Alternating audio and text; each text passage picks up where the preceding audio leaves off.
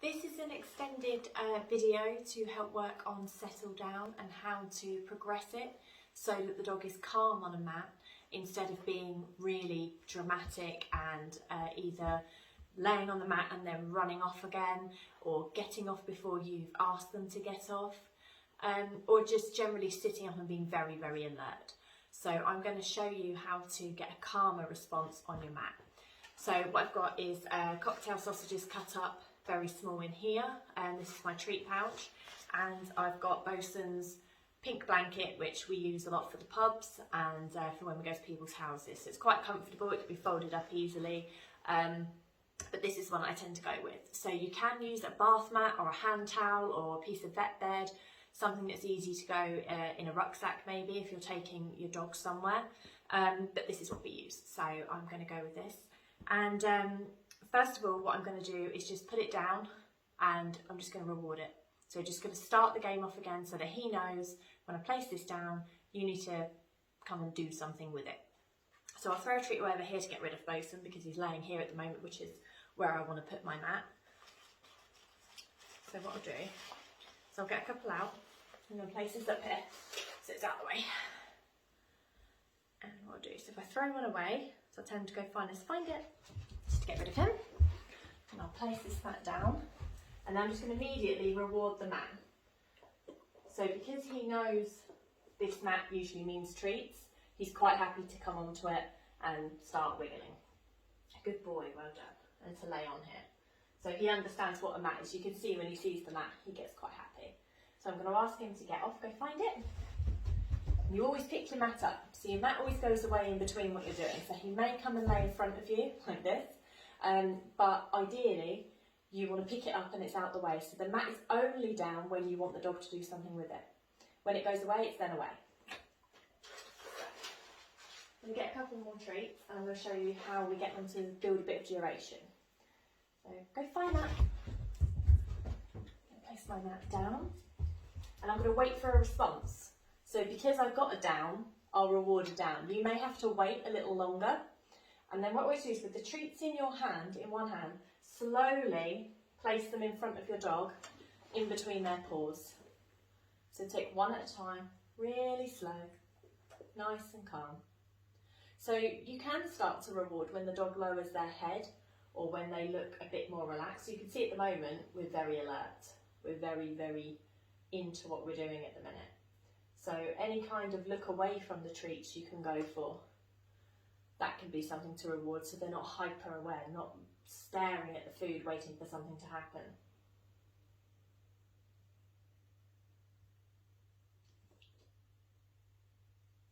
So that was a brief look away there. So I had a lip lick, this is yummy sausage, and there was a brief look away.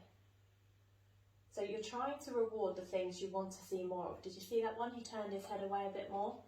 So when you build drive and when you want a lot of value in something, you reward rapidly. When you're trying to build calmness, you have to be calm. You have to build in your rewards slowly, and you have to be very, very careful about what you're rewarding. So if you're rewarding the dog being alert, the dog will be alert. So he's offering more head turnaways now. He tried one and I ignored it because I was watching what he's doing there. Do you see that hip shift? That's something I'll reward. The hips have shifted, so he's in a more relaxed position. So when you build duration, you don't do as many throwaways either, where you ask them to get off and go away. You do more duration, and then you do a calm sort of off you get, go away, rather than the rapid throwing a treat away. So if I want him to get off now, I will say off, and I'll place one off instead of throwing it off. Off. So he walks away, oops, and then I'll place this back down in front of you. Wait for a response. So he's not fully on it because of the way I've laid it, and that's because I didn't throw a treat away far enough, but that's fine. What I want is him being calm on the mat, which is what he is doing. So if you get any hip shifts, if you get any lookaways, you reward calmly in front of the dog, in between their paws, where you want them to be. When you build drive, you reward fast. When you're building value in something, you reward fast, so they understand the game, they don't get frustrated, and they know what's going on. When you want calmness, you are calm. You reward calm, and you reward things that you want to see more of. So you see that was a sniff of the blanket. He was looking at me, but it was a sniff of the blanket. So it's a slight lowering of his head. And I want to work with lowering of the head.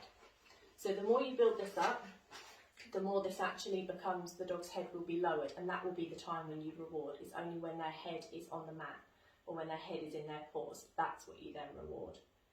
You start to build up the duration slowly. So you notice I'm in a no distraction area. It's just us in the house today.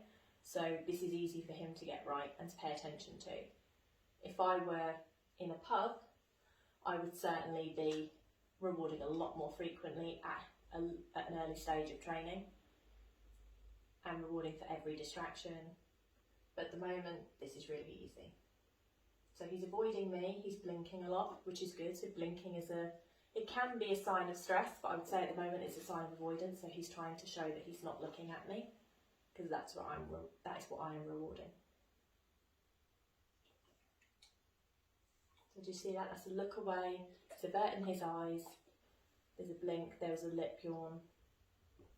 So he's doing it more rapidly now. This look away, he's understanding the look aways are what are getting it. So he's not as excitable as he was at the start. Did you see at the start when I put it down, how rapid he was and how happy and like quick he was with the food? He's now not doing that. So we're getting more calm behaviour. Notice as well, I'm not saying good or yes before I'm treating him, because they're power words. He has a lot of value in those and they excite him. So I don't use them when I'm trying to do calm. Off. Place this out again. Wait for a response. That's a hip shift straight away. That's really good. And reward that hip shift.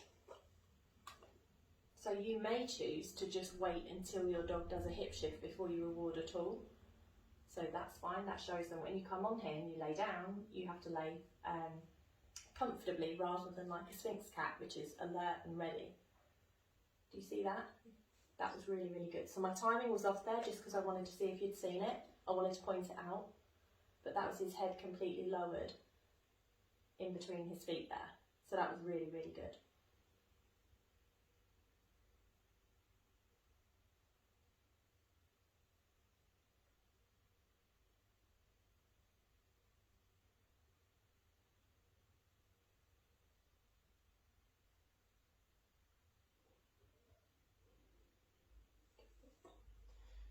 That's really calm. So he's in a much, much calmer state now, and he's thinking more relaxed than he was at the very beginning, which is what you're aiming for.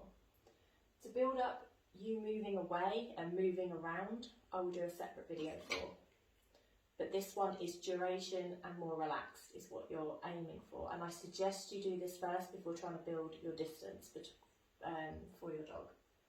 Because if you're trying to build distance in and they're not relaxed, they're going to be ready to run at you. And that's not what we're looking for.